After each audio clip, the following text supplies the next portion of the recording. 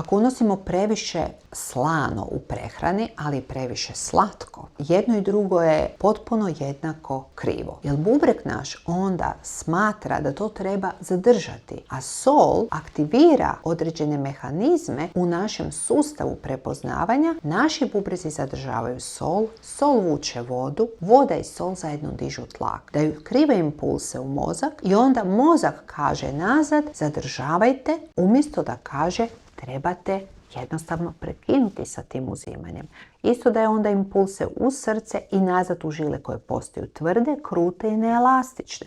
Znači sve je povezano lančanom vezom. Taj sustav bubrega, simpatikusa, centralnog zbivanja u mozgu i nazad odgovora na periferiju. Tako da za nas znamo i zbog toga radimo mogućnosti dodatne obrade hipertenzije i terapijskog zbrinjavanja ne samo sa lijekovima, već i putem renalne denervacije,